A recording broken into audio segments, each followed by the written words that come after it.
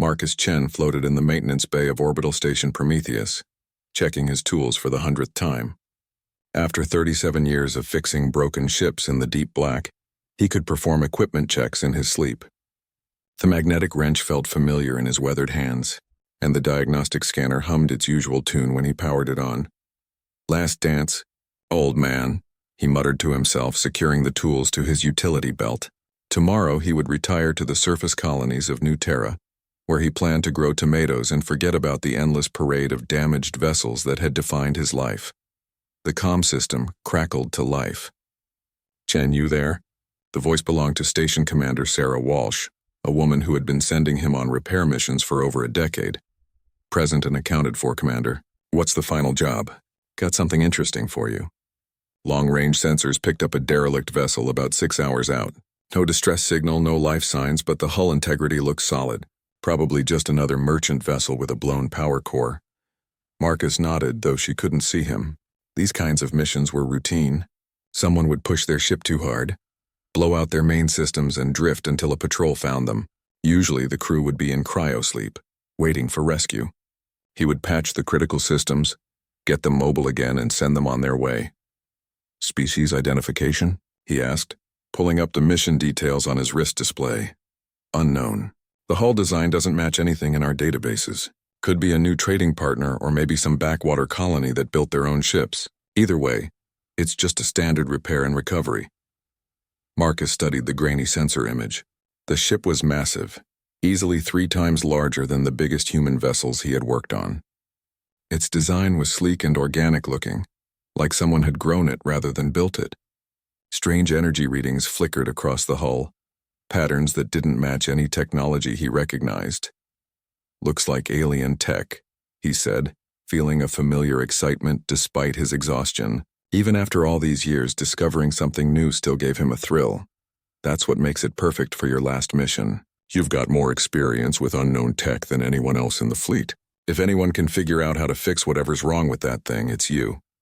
Marcus began his pre-flight routine, checking the systems on his repair shuttle Steadfast.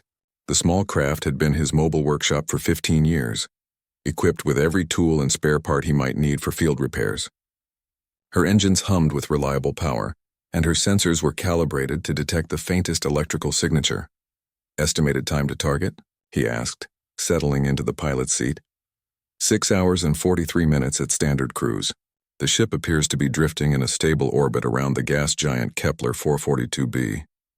No other vessels in the area, so you'll have plenty of room to work. As Marcus guided Steadfast away from the station, he felt a familiar mix of anticipation and caution that came with approaching unknown technology. Every species built their ships differently, used different power sources, followed different design philosophies. The Zentari favored crystal-based energy systems that required delicate handling. The Makari built everything with redundant backups, making their ships nearly indestructible but incredibly complex to repair. This ship, however, looked like nothing he had encountered before. The journey passed quietly, with only the soft hum of the engines and the distant whisper of stellar radiation filtering through the hull. Marcus used the time to review technical manuals and prepare his equipment. He had learned long ago that preparation was the difference between a successful repair and a disaster. As he approached the target coordinates, his sensors began picking up more detailed readings. The alien vessel was indeed enormous, stretching nearly 2 kilometers from bow to stern. Its hull gleamed with an iridescent quality that shifted between deep blue and silver as his lights played across its surface. No obvious weapon ports or defensive systems were visible, suggesting it might be a civilian vessel. "Steadfast to Prometheus," he called over the comm. "I've got visual contact with the target, confirming no life signs and no active power systems. Hull appears intact with no obvious damage. Beginning approach. Copy that, Marcus. Remember to follow standard protocols. Document everything. Establish contact if possible, and don't take any unnecessary risks. We want you back in one piece for your retirement party." Marcus smiled despite himself. The retirement party was just an excuse for the younger technicians to drink too much and tell embarrassing stories about his early career. But the thought of finally relaxing, of not being responsible for keeping broken ships from becoming floating coffins, felt like a weight lifting from his shoulders. He maneuvered steadfast closer to the alien vessel, his experienced eyes scanning for docking ports or external access panels. The ship's surface was remarkably smooth, almost organic in its curves and flowing lines. After several minutes of careful examination, he spotted what appeared to be an airlock near the ship's midsection. Found a potential entry point, he reported. Initiating docking procedures. The magnetic clamps engaged with a solid thunk, and Marcus felt steadfast settle against the alien hull. His sensors immediately began analyzing the atmosphere beyond the airlock, searching for dangerous gases or radiation that might pose a threat. Atmosphere on the other side appears to be standard oxygen-nitrogen mix, he reported, checking the readings twice to be sure. Pressure is slightly higher than Earth normal, but within acceptable ranges. Temperature is holding steady at 22 degrees Celsius. Sounds like they breathe the same air we do, Commander Walsh replied. Lucky break. Marcus suited up in his standard repair gear, a lightweight but durable outfit designed for working in potentially hazardous environments.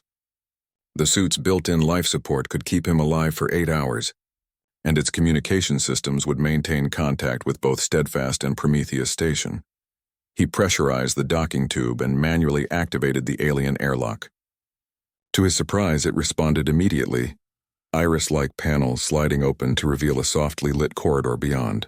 The walls had the same organic quality as the exterior hull, and a faint humming sound suggested that some systems were still operational. I'm inside, he reported, stepping through the airlock. Some systems appear to be active, but I'm not detecting any crew. Beginning preliminary survey. The corridor stretched in both directions, curving gently with the ship's organic lines. Soft blue light emanated from the walls themselves, providing adequate illumination without creating harsh shadows. The air smelled clean, almost sterile, with a faint metallic undertone. Marcus chose the left corridor and began his methodical exploration, documenting everything with his suit's recording systems. Whatever had happened to this ship's crew, they had left behind something extraordinary. And despite his eagerness to retire, he couldn't help but feel that this final mission might be his most important yet. The corridor led Marcus deeper into the alien vessel, and with each step he became more amazed by the ship's construction. The walls weren't just smooth, they seemed to pulse with a gentle rhythm like a slow heartbeat. His scanner detected complex energy patterns flowing through what appeared to be the ship's equivalent of neural pathways. This isn't just a ship, he whispered into his comm. It's like a living organism. After 20 minutes of careful exploration, he reached what appeared to be the main bridge. The chamber was vast and circular, with surfaces that curved seamlessly into each other. In the center stood a raised platform surrounded by what looked like control stations, though they bore no resemblance to any interface he had ever seen. Marcus, we're getting some interesting readings from your location. Commander Walsh's voice crackled through the comm.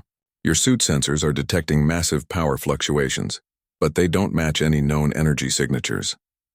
Marcus approached one of the control stations. Instead of buttons or screens, the surface was covered with smooth, touch-sensitive panels that glowed with soft light.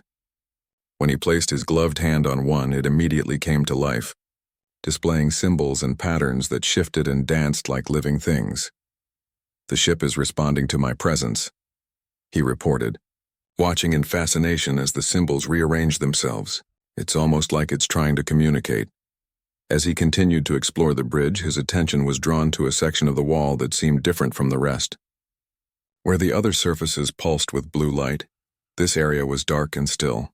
His scanner indicated massive structural damage behind the wall. Though the hull breach had been sealed with some kind of organic material, found the source of their problems, he said, running his hands along the darkened surface. Looks like they took a hit from something big. The ship sealed itself, but whatever's behind this wall isn't getting power. The repair would be complex, but not impossible. Marcus had dealt with bioorganic ships before, though never one this sophisticated. The key would be understanding how the ship's living systems worked and finding a way to encourage the healing process. He returned to Steadfast to gather specialized equipment. Bioorganic repairs required a delicate touch and tools designed to work with living systems rather than against them. As he collected what he needed, his comm system activated again. Marcus, we've been analyzing the data you've transmitted. Our xenobiology team thinks you might be dealing with a Nerari vessel. Marcus paused, one hand on his neural interface kit. Nurari, I've never heard of them. That's because they've been extinct for over 10,000 years. According to our records, they were one of the most advanced species in this galaxy sector. Their ships were grown rather than built, and they supposedly achieved a level of technology that bordered on the miraculous. Well, this one's definitely grown, Marcus replied, securing his equipment. But if they've been extinct for 10,000 years, what's their ship doing out here? That's what we'd like to know.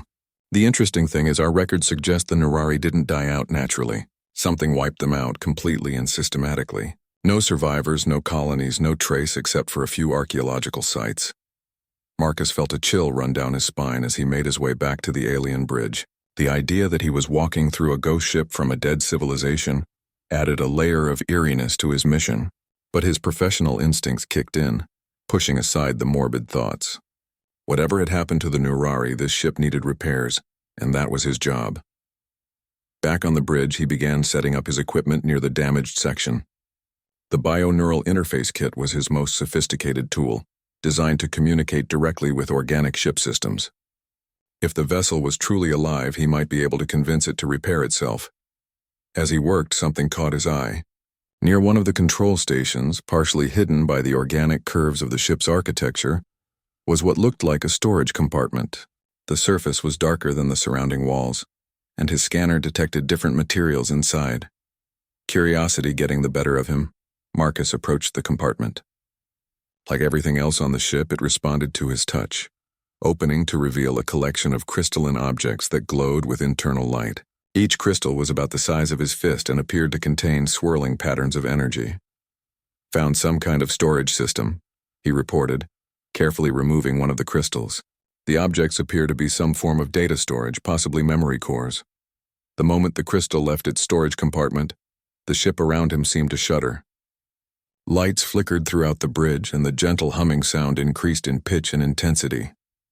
Marcus quickly placed the crystal back in its compartment, and the ship settled down. The crystals are definitely important to the ship's operation, he said, wiping sweat from his forehead despite the comfortable temperature. Removing one caused a system-wide reaction. Be careful, Marcus. We don't want you accidentally triggering some kind of defense system. Marcus nodded and returned his attention to the damaged wall section. Using his bio-neural interface, he began establishing a connection with the ship's living systems.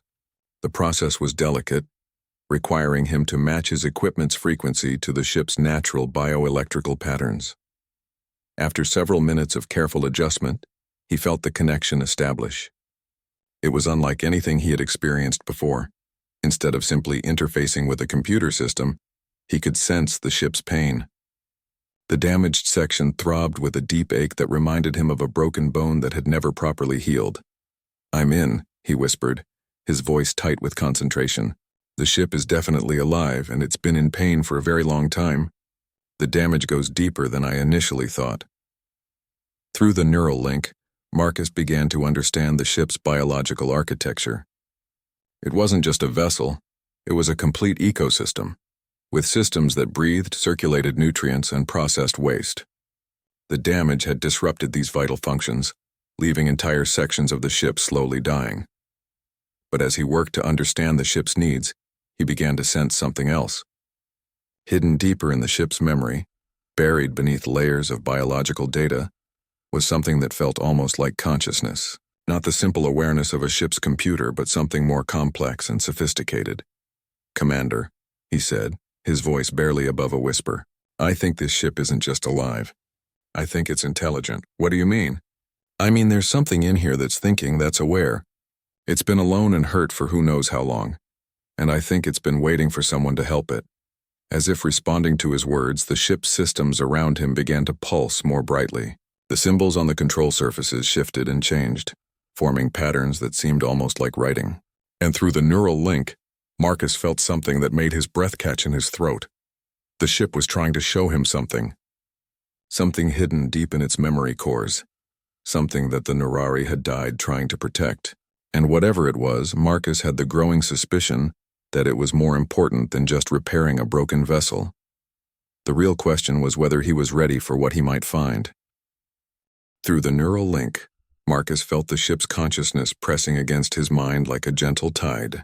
It wasn't trying to invade his thoughts, but rather sharing its own memories in a flood of images and sensations that threatened to overwhelm him.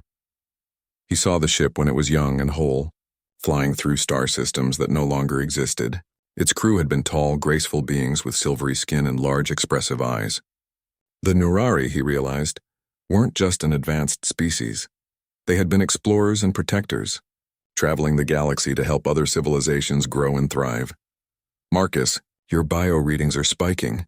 Commander Walsh's voice seemed to come from very far away. "What's happening over there?" "The ship is showing me its memories," he managed to say, though speaking felt like swimming up from deep water. The Nurari weren't just explorers. They were teachers, healers. They traveled from world to world, sharing knowledge and helping younger species develop. More images flowed through the link. He saw the Nurari working alongside other species, showing them how to heal their planets, how to build sustainable technologies, how to explore space without destroying what they found. It was a beautiful vision of cooperation and growth that made Marcus's heart ache with longing. But then the memories shifted, becoming darker and more urgent. A shadow fell across the galaxy, something vast and hungry that consumed everything in its path. The Nurari had tried to fight it, tried to protect the younger species they had helped nurture, but they were vastly outnumbered. "They called it the Devourers," Marcus whispered, his voice shaking as the ship's fear and desperation washed over him. Something from outside the galaxy that ate entire star systems. The Nurari tried to stop them, but the memories showed him the final days of the Nurari civilization, their beautiful bioships burning in the void, their garden worlds stripped bare and left as dead husks. The few survivors had scattered across the galaxy, carrying with them the most precious knowledge of their people.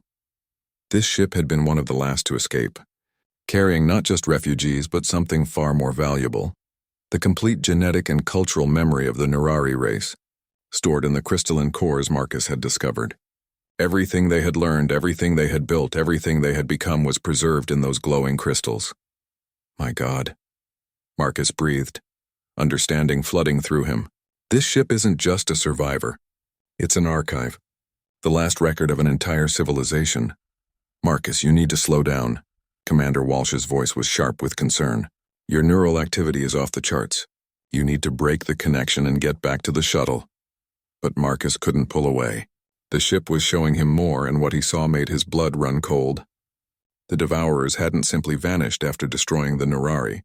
They had retreated to the dark spaces between galaxies, waiting and growing stronger, and according to the ship's calculations, they were coming back. "Commander, we have a problem," Marcus said, his voice steady despite the terror flowing through the neural link. The Nurari weren't just killed by some ancient enemy. They were wiped out by something that's still out there, and it's heading back toward our galaxy. "That's impossible. Our deep space sensors would have detected something that large." The Nurari thought the same thing. The Devourers don't travel through normal space. They use some kind of interdimensional tunneling that bypasses conventional detection. According to this ship's memory, they're about 50 years out from the outer rim. The implications hit Marcus like a physical blow. 50 years seemed like a long time, but it was barely enough to prepare for what was coming. The Devourers hadn't just destroyed the Nurari through superior firepower. They had corrupted and consumed everything they touched, turning planets into feeding grounds and entire star systems into launching points for further expansion. "Even if that's true," Commander Walsh said, though her voice had lost its skeptical edge, "what can we do about it? If they destroyed a civilization as advanced as the Nurari, what chance do we have?" The ship seemed to sense Marcus's despair and gently guided his attention to another set of memories. The Nurari hadn't just been victims. They had learned from their defeats and developed weapons and defenses that could hurt the Devourers. Their research had been interrupted by their extinction, but the knowledge was there, preserved in the crystal cores. "There's hope," Marcus said, feeling a spark of determination. "The Nurari figured out how to fight them. The knowledge is all here in the ship's memory cores. Weapons, defensive systems, strategies that actually worked against the Devourers. How do we access it? That's the problem. The ship is dying. The damage I'm here to repair isn't just affecting its mobility, it's slowly corrupting the memory cores. If we don't stabilize the ship's biological system soon, all of this knowledge will be lost forever." Marcus began working with renewed urgency, using his bioneural interface to understand exactly what the ship needed to heal itself. The damage was extensive, affecting multiple biological systems throughout the vessel. But the ship was cooperating now, showing him exactly where to focus his efforts. The main problem is a disruption in the ship's nutrient circulation, he explained as he worked. It's like a clogged artery in a human heart. The ship sealed the hull breach, but it never managed to re-establish proper flow to the damaged sections. Using a combination of bioorganic catalysts and neural stimulation, Marcus began the delicate process of encouraging the ship's healing systems. It was like performing surgery on a patient who was also guiding the operation, showing him exactly where to cut and how to repair the damage. Hours passed as he worked, his movements becoming more confident as he learned to work with the ship's living systems. Gradually, he began to see results. Color returned to sections of the wall that had been dark for millennia, and the ship's vital signs grew stronger. "It's working," he reported, exhaustion clear in his voice. "The ship is healing itself. But there's something else we need to discuss. What now? The ship wants to come with us. It's been alone for 10,000 years, carrying the weight of its entire civilization's memory. It doesn't want to die alone in the dark, and honestly, we need what it knows." Marcus could feel the ship's hope through the neural link, a desperate desire for companionship and purpose after millennia of isolation. It had fulfilled its duty by preserving the Nurari's legacy, but now it wanted to ensure that knowledge could be used to protect other species from the same fate. "The question is whether we're ready for what it has to teach us," Marcus said, looking around at the bridge that was slowly coming back to life. "Because once we access those memory cores, everything changes. We'll know about threats that our species has never imagined, and we'll have to decide what to do with that knowledge." The ship pulsed around him, its bioluminescent systems painting the bridge in soft blue light.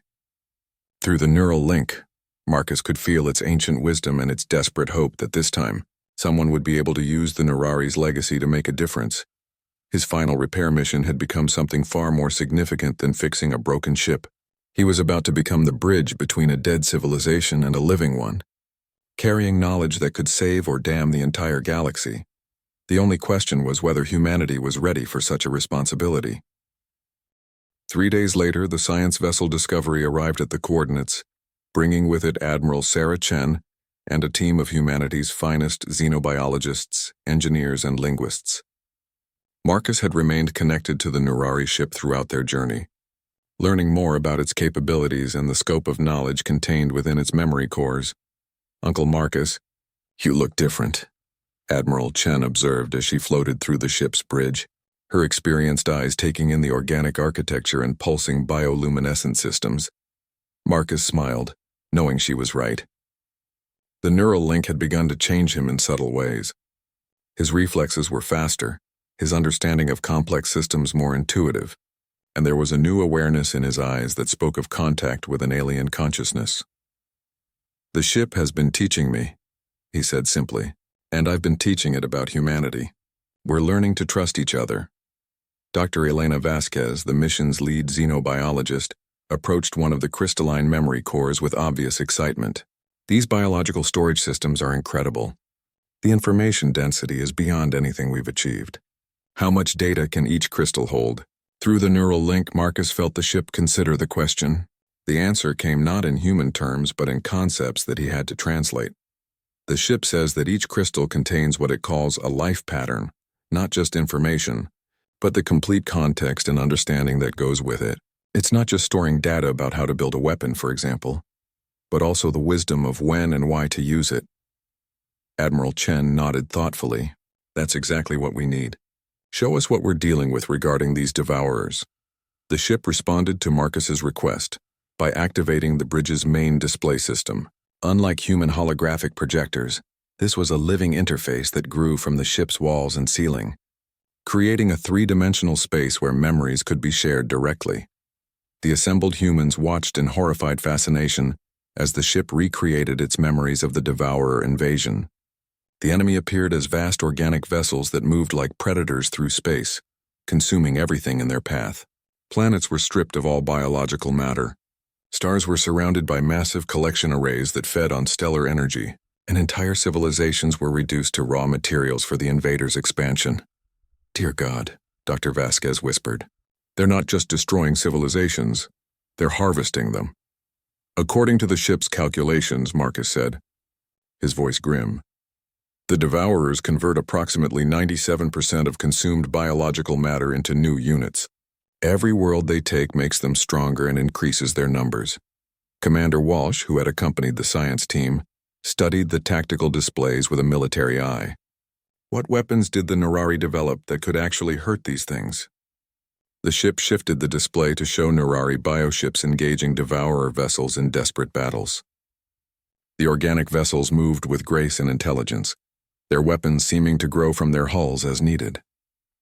Energy beams that adapted their frequency to match enemy defenses, living torpedoes that could think and evolve during flight, and most impressively, ships that could heal damage even while under fire. The key breakthrough was learning to fight biology with biology, Marcus explained. Traditional energy weapons and explosives were largely ineffective because the Devourers could adapt to them. But bioorganic weapons that could evolve and change were much harder to counter. Dr. James Kumar, the team's engineer, leaned forward intently. Can we build ships like this? Do we have the biological foundation needed? That's where it gets complicated, Marcus replied. Nurari bioships weren't built. They were grown from specially designed seed organisms that took decades to mature. But the ship has been analyzing human biological samples, and it thinks it can create a hybrid approach. What kind of hybrid? Admiral Chen asked. The ship responded by showing them images of its proposed design.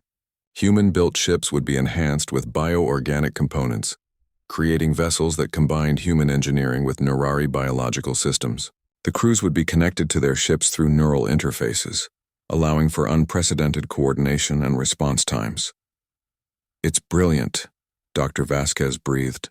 We could retrofit existing ships with bioorganic systems, creating a hybrid fleet that could be ready in years rather than decades. There's more, Marcus continued. The ship wants to share its knowledge of other Nurari survivors. There are 17 confirmed vessels scattered across this arm of the galaxy, each one containing specialized knowledge and capabilities. The display showed a star map with the locations of the other ships marked in soft blue light. Some were hidden in asteroid fields, others buried on dead worlds, and a few were still drifting in the deep void between stars. If we could recover even half of them, Admiral Chen mused, we'd have access to the complete Nurari knowledge base. But there's a catch, Marcus said, feeling the ship's concern through their connection. Most of the other ships are in worse condition than this one was. Some may have lost significant portions of their memory cores, and others might not trust humans the way this ship has learned to trust me. Dr. Kumar studied the star map intently. How long would it take to reach all of them? With conventional human ships, approximately 47 years, Marcus replied. With Nurari navigation technology, about 8 months. That's cutting it close if the Devourers arrive in 50 years, Commander Walsh observed. Which is why the ship is proposing a different approach, Marcus said. Instead of trying to recover all the ships immediately, we focus on the ones with the most critical knowledge first. 3 ships contain the complete bioweapon designs, 2 have advanced defensive systems, and 1 has the navigation technology we need to move quickly between locations. Admiral Chen was quiet for several minutes, studying the tactical implications. What does the ship need from us to begin this process? Resources, trust, and time, Marcus replied. The ship can begin growing bioorganic components immediately, but it needs access to our manufacturing capabilities to create the hybrid systems. More importantly, it needs crews who are willing to undergo the neural interface process. You mean more people like you? Marcus nodded. The ship can enhance up to 50 individuals at a time, giving them the ability to interface directly with bioorganic systems. But the process is permanent and not everyone will be compatible. Dr. Vasquez looked up from her readings of the memory cores. What are the risks? The ship is honest about that, Marcus said, feeling its concern for potential volunteers. About 1 in 10 humans might experience rejection of the enhancements. It's not fatal, but it would leave them unable to interface with bioorganic systems. The others would be changed in fundamental ways. Increased lifespan, enhanced cognitive abilities, and permanent connection to any bioorganic ship they crew. In other words, Admiral Chen said slowly, we'd be creating a new branch of humanity. Not replacing, Marcus corrected. Expanding. The enhanced individuals would still be human, just human with additional capabilities. And the ship is very clear that the choice must be voluntary and informed. The ship pulsed around them, and Marcus felt its desire to reassure the humans that it had no intention of forcing anyone to change. It had seen too many civilizations destroy themselves through internal conflict to want to create division within humanity. "There's one more thing the ship wants to share," Marcus said. "It's been analyzing our current technology and social structures, and it thinks humanity has something the Nurari lacked: adaptability and diversity of thought." The Nurari were brilliant, but they thought in very similar ways. Humans approach problems from dozens of different angles, which could be crucial in fighting an enemy that adapts to conventional strategies. Admiral Chen smiled grimly. "You're saying our chaotic nature might be an advantage?" "Exactly. The ship is excited about the possibility of combining Nurari knowledge with human unpredictability. It thinks we might be able to surprise the Devourers in ways the Nurari never could." Dr. Kumar was already sketching design modifications on his tablet. "When can we begin the integration process?" "The ship is ready to start immediately," Marcus replied. "But Admiral, there's something else you need to know. The ship has made its decision about me. It wants to begin my full enhancement tonight." Admiral Chen looked at her uncle with a mixture of pride and concern. "Are you sure about this?" Marcus nodded, feeling the ship's gentle presence in his mind. "I've never been more certain of anything in my life. This is what I'm meant to do."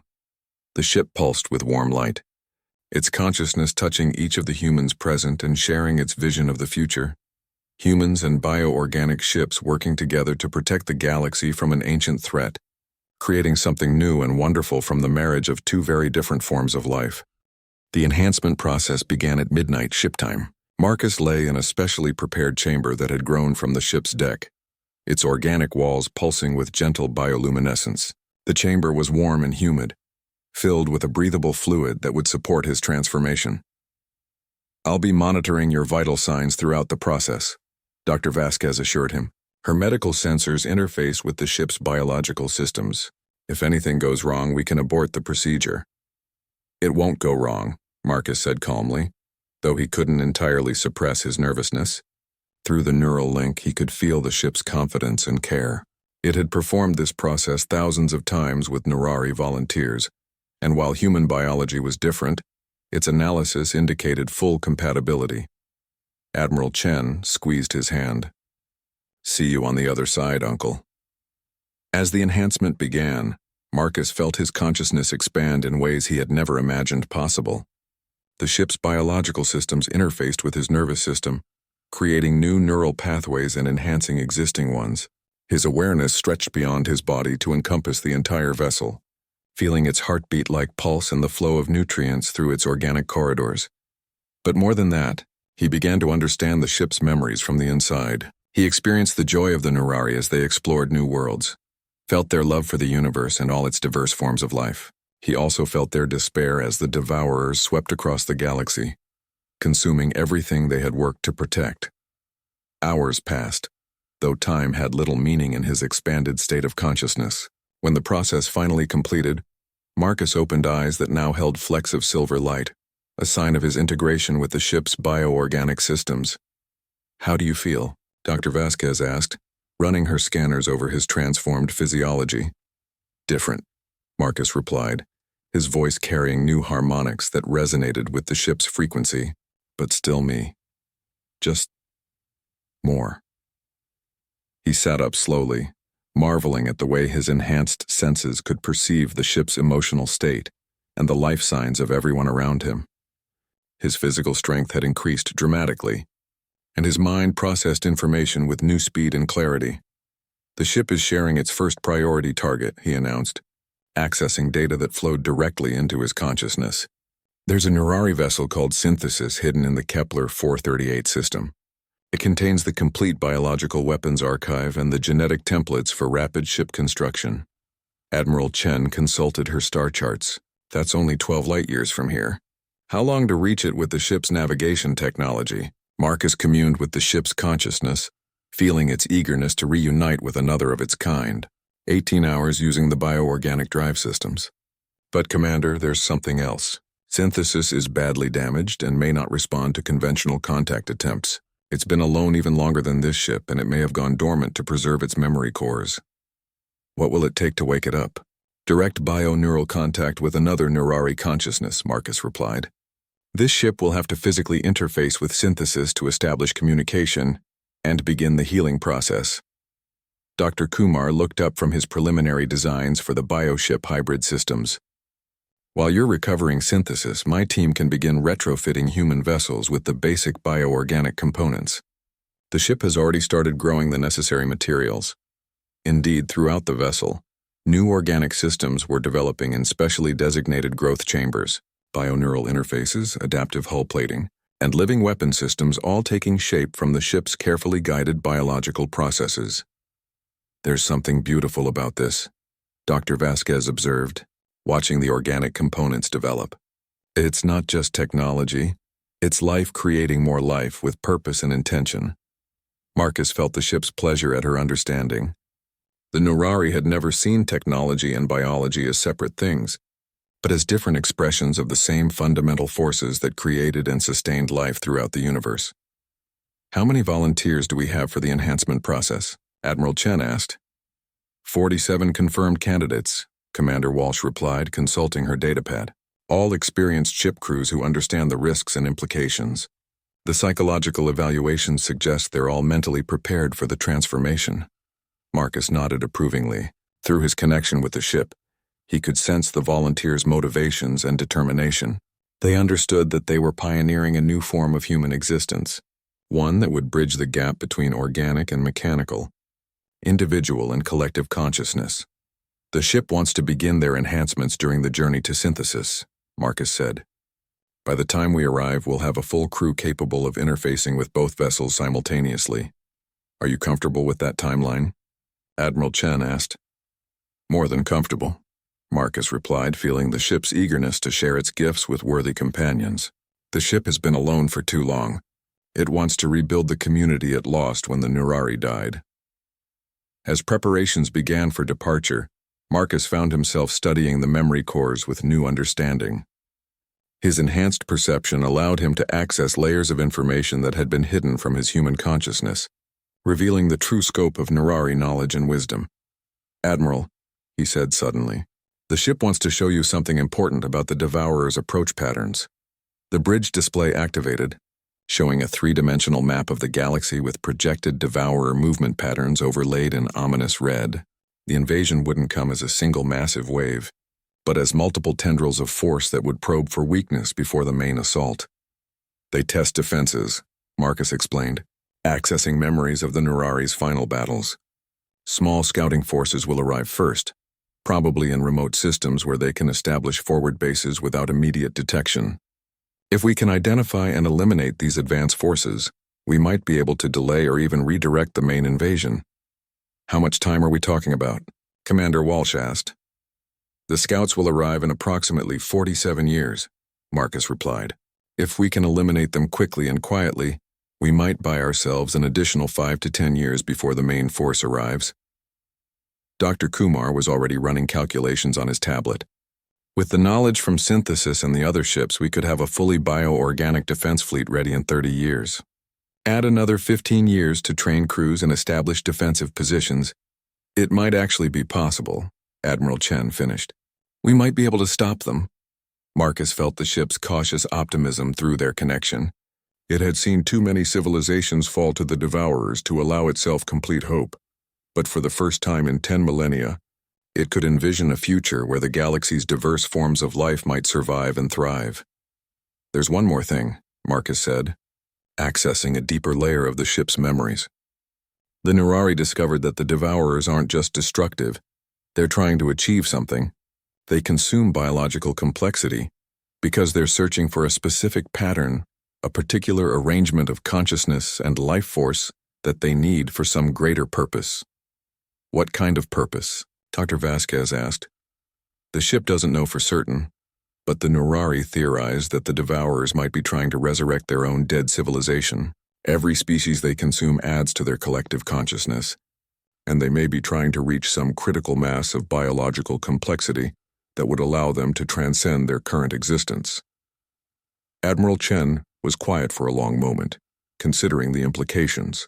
So they're not just monsters. They're a desperate species trying to bring back their own people. Which doesn't make them any less dangerous, Marcus replied firmly. If anything, it makes them more so. Desperate beings will take any risk and pay any price to achieve their goals. The ship pulsed around them, and Marcus felt its ancient sadness for all the lost civilizations, both victim and perpetrator. The Devourers had once been something beautiful and unique, before whatever catastrophe had reduced them to cosmic parasites. But understanding their motivation gives us an advantage, he continued. The Nurari never learned what the Devourers were really trying to accomplish. If we can figure out their true goal, we might be able to find a way to stop them without destroying them. As the bioorganic ship prepared for its journey to find synthesis, Marcus felt a deep sense of purpose settling over him. His final repair mission had become something far greater than he had ever imagined. Not just fixing a broken ship, but helping to heal a wounded galaxy and forge a new alliance between different forms of life. The transformation was complete, and the real work was just beginning. The healing process accelerated as Marcus worked in harmony with the ship's biological systems. What had taken him hours to understand now flowed as naturally as breathing. The ship guided his hands, showing him precisely how to stimulate its regenerative processes and restore damaged neural pathways. The repair is almost complete, he reported, watching as the last dark sections of the bridge wall began to glow with returning life. But Commander, we need to talk about what happens next. This ship contains knowledge that could change everything we know about the galaxy. I've been thinking about that, Walsh replied, her voice carrying the weight of command decisions. How long would it take to download the information from those memory cores? Marcus consulted with the ship through their neural link, feeling its vast consciousness consider the question. The answer that came back made him whistle softly. The ship says it would take approximately 6 months to transfer even the basic defensive technologies, and that's with our most advanced quantum storage systems. The complete archive would take years to fully download and understand. We don't have years if those Devourers are really coming. No, we don't. But the ship has a solution. It wants to come with us, to work directly with our scientists and engineers. It can teach us to build the weapons and defenses we need, but only if it survives. Marcus could feel the ship's eagerness through their connection. After 10 millennia of solitude, the prospect of once again serving its purpose as a teacher and protector filled it with something approaching joy. But there was also fear. Fear that humanity might reject its offer or worse, try to take what it offered by force. There's something else, Marcus continued. The ship is concerned about how humanity will react to its knowledge. Some of the Nurari technologies are incredibly powerful, capable of reshaping entire star systems or creating life itself. It's afraid that we might use that power to harm rather than protect. What kind of safeguards are we talking about? Through the neural link, Marcus felt the ship share its memories of other species the Nurari had tried to help. Some had used the knowledge wisely, growing into peaceful, advanced civilizations. Others had turned the gifts into weapons, destroying themselves or becoming conquerors that the Nurari eventually had to stop. The ship wants assurance that the knowledge will be used responsibly. It's proposing a gradual transfer, starting with the most essential defensive technologies and moving to more advanced systems only as we prove we can handle them responsibly. That seems reasonable. What does it need from us? A place to heal completely, access to our scientific databases so it can understand our current technology level, and most importantly, a crew. The ship is designed to work with living beings, not to operate alone. It needs partners. Marcus felt a strange flutter in his chest as he spoke those words. The ship had been subtly suggesting something through their connection, an idea that both terrified and excited him. Actually, Commander, there's something else. The ship has been evaluating my compatibility with its systems during the repair process. It thinks I could serve as its primary interface, a bridge between its biological processes and human understanding. You mean like a permanent neural link? More than that. The ship is offering to enhance my biological systems, to extend my lifespan, and improve my ability to interface with its technology. I would become part of the ship in a sense while still remaining human. The silence on the comm stretched for long minutes as Commander Walsh considered the implications. Marcus used the time to explore his own feelings about the offer. His retirement, his plans for a quiet life growing tomatoes, all of it seemed suddenly small and insignificant compared to the opportunity before him. That's a hell of a thing to consider, Marcus. You're talking about fundamentally changing what you are. I know. But Commander, what if this is why I've spent my whole life learning to fix broken ships? What if everything I've done has been preparation for this moment? Through the neural link, Marcus could feel the ship's gentle encouragement. It wasn't pressuring him to accept, but rather sharing its vision of what they could accomplish together. He saw images of new technologies being born from the marriage of human ingenuity and Nurari wisdom, of ships that could heal themselves and crews that could communicate directly with their vessels. The ship is also showing me something else, Marcus continued, his voice growing excited. It's not the only Nurari vessel that escaped the Devourers. There are others scattered across the galaxy, hidden and damaged but still alive. If we can find and heal them, we could rebuild an entire fleet of bioorganic ships. A fleet commanded by enhanced humans? A fleet crewed by whoever proves capable and worthy. The ship doesn't care about species barriers. It only cares about finding beings who can work in harmony with its living systems. Some might be human, others might be from species we haven't even met yet. The ship pulsed around him, and Marcus felt its approval of his words. The Nurari had never believed in the superiority of any single species. They had seen too many civilizations rise and fall to think that any one race held all the answers. Marcus, I need you to step back and think about this clearly. You're talking about giving up your humanity. No, Marcus replied firmly. I'm talking about expanding it. The ship isn't trying to replace what I am. It wants to enhance it, to give me the tools I need to help protect the galaxy. After 37 years of fixing broken things, this feels like the repair job I was meant for. As if responding to his words, the ship completed its healing process with a surge of energy that made the entire bridge glow like a small star. Systems that had been dormant for millennia came back online, and Marcus felt the ship's joy and gratitude wash over him through their connection. The repairs are complete, he announced. The ship is fully operational again. But Commander, we need to make a decision soon. The ship can maintain itself indefinitely now, but the knowledge transfer process needs to begin as quickly as possible. What about the other survivors? How do we find the other Nurari ships? The ship has their last known locations, but they're scattered across thousands of light years. Finding them all would normally take decades, but with Nurari navigation technology, we could do it in a fraction of that time. Marcus felt the ship share its navigation memories, showing him routes through space that human astronomers had never imagined. The Nurari hadn't just traveled between stars. They had learned to ride the currents of dark matter and follow the gravitational highways that connected galaxies. There's one more thing, Marcus said quietly. The ship is lonely. It's been alone for 10,000 years, and it doesn't want to be alone anymore. Whether I accept its enhancement offer or not, it needs companionship. It needs a crew that can understand what it is and work with it as a partner, rather than just using it as a tool. Through the comm, he could hear the sound of Commander Walsh typing rapidly, probably consulting with higher command about the unprecedented situation. Marcus, I want you to stay connected to the ship, but don't make any irreversible decisions yet. We're sending a full science team to your location, and Admiral Chen wants to speak with the ship directly. Marcus smiled at the mention of Admiral Chen, his niece who had followed him into space service but chosen the command track instead of technical support. The ship says it would be honored to speak with Admiral Chen, but it wants me to remain as the primary interface.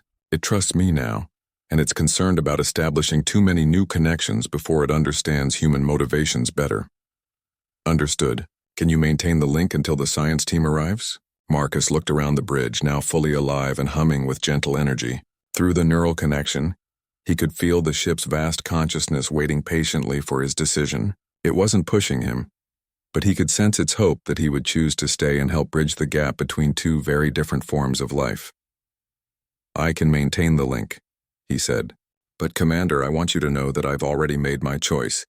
This is what I want to do with whatever time I have left. This is the repair job that will actually matter. 2 years later, Marcus stood on the bridge of the bioorganic vessel Harmony, watching as the last of the recovered Nurari ships completed its healing process. The fleet that surrounded them was unlike anything the galaxy had ever seen. 17 ancient vessels now working in perfect coordination with 43 human bioships, their crews enhanced and connected through neural interfaces that bridged species and centuries. Final systems check complete, reported Captain Lisa Park, her silver-flecked eyes reflecting the same enhancement that Marcus bore. All vessels report ready for the defense grid activation. Marcus nodded, feeling the collective consciousness of the fleet through his connection to harmony. The ship he had first repaired had grown and evolved over the past 2 years, developing new capabilities as it learned from its reunited siblings and its human partners. It was no longer just a vessel, it had become the heart of a new form of cooperative existence. "Signal from Admiral Chen," reported Commander Torres from the communication station. "The advanced Devourer scouts have been detected at the galactic rim, exactly on schedule. Estimated time to the outer colonies is 6 months." Marcus felt a flutter of nervousness from the newer crew members, but the enhanced humans who had been working with the bioships for over a year radiated calm confidence. They had prepared for this moment, training with weapons and tactics that the Devourers had never encountered before. "Dr. Vasquez, what's the status on the biological countermeasures?" Marcus asked, accessing the ship's sensor network to monitor the fleet's readiness. "The viral packages are ready for deployment," she replied from her station aboard the research vessel Understanding. "We've designed them to target the specific biological markers that the recovered ships remember from the Devourers. If our theory is correct, these should disrupt their regenerative processes and prevent them from adapting to our weapons." Marcus smiled, remembering the breakthrough that had come from studying the Nerari memories. The Devourers weren't just using biological technology. They had become biological technology, merging consciousness and flesh to such a degree that they could be affected by carefully designed organic weapons. "Marcus," came a familiar voice through the neural link. It was Synthesis, the ship they had recovered first, speaking directly to his enhanced consciousness. "The scouts are not behaving as the memories indicate they should. They are more cautious, more careful in their approach." Marcus frowned, sharing the observation with the fleet's collective awareness. Through the bioneural network, every enhanced human and Nerari ship could access the same information and contribute to the analysis. "They've learned from their encounters with the Nerari," concluded Dr. Kumar from his position aboard the engineering vessel Innovation. "They're not taking any chances this time. Which means our initial strategy needs adjustment." Admiral Chen's voice came through the communication system. "Marcus, can the fleet consciousness adapt our tactics in real time?" "Better than that," Marcus replied, feeling the collective intelligence of the bioorganic network considering thousands of strategic possibilities simultaneously. "The ships are suggesting a completely different approach. Instead of meeting the scouts with direct force, we let them think they've found easy prey." The plan that emerged from the fleet's collective consciousness was audacious in its simplicity. They would allow the Devourer scouts to approach and begin their standard consumption patterns, but the seemingly defenseless worlds they attacked would be equipped with hidden bioorganic defense systems that could be activated once the enemy was committed to their assault. "It's a trap," Captain Park observed, "but one that requires us to sacrifice actual colonies as bait." "No," Marcus said, accessing deeper layers of the plan.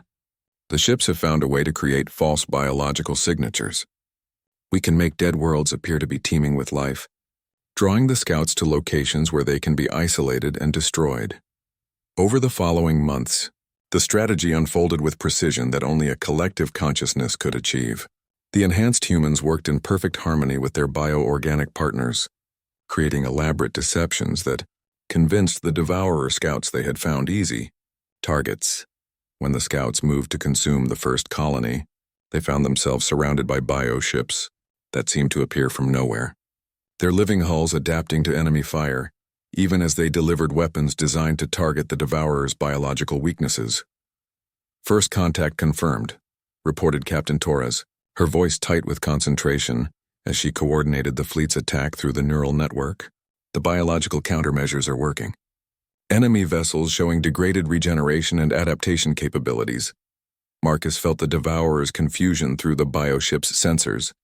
For the first time in millennia, they were facing weapons that evolved faster than they could adapt, organisms that learned from their defensive patterns and adjusted their attacks accordingly. "They're trying to withdraw," observed Dr. Vasquez, monitoring the biological signatures of the enemy vessels, "but the viral packages are preventing them from disengaging their consumption systems." One by one, The scout vessels fell to the coordinated assault of the bioorganic fleet. But Marcus felt no triumph through the collective consciousness, only sadness for the loss of life, even enemy life, and determination to prevent the larger tragedy that would unfold if the Devourers reached the inhabited worlds. Signal from the lead scout vessel, reported Commander Walsh, who had volunteered for enhancement 6 months earlier.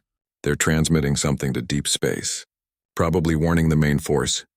Let them, Marcus said, feeling the fleet's confidence. The main force will expect to find a defeated scout group and easy prey. Instead, they'll find us ready for them. Harmony pulsed around him, sharing its ancient memories of loss and its new hope for the future. The ship had found something it had thought lost forever: purpose, community, and the chance to protect life rather than simply preserve its memory. Marcus.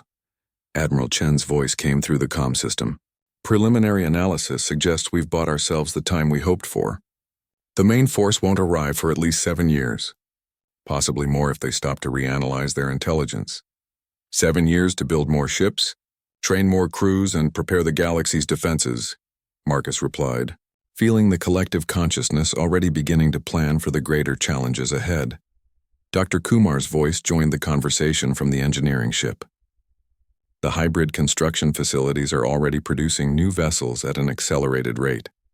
We should have over 200 bioorganic ships ready by the time the main force arrives. And the enhancement program? Admiral Chen asked. Over 3,000 volunteers have been approved for the process, Marcus replied. We're creating not just a fleet, but a new branch of humanity specifically designed to work in partnership with bioorganic technology. Through the neural link, Marcus felt the approval of the Nerari ships. They had found worthy successors to their creator's legacy, beings who understood that true strength came not from domination, but from cooperation, not from uniformity, but from diversity working in harmony. As the fleet began its journey back to human space, Marcus reflected on how far they had come from his simple repair mission. He had set out to fix a broken ship and instead had helped birth a new form of civilization, one that bridged the gap between organic and mechanical, individual and collective, human and alien. Harmony shared his contentment, its ancient consciousness finally at peace after millennia of solitude. Together with its human partners, it had found a way to honor the memory of the Nerari while creating something entirely new, a synthesis of wisdom and innovation that might just be strong enough to protect the galaxy from the darkness that was coming. The repair mission was complete, but the real work of building the future had only just begun. And Marcus Chen, no longer just a maintenance technician but something entirely new, looked forward to every challenge that lay ahead.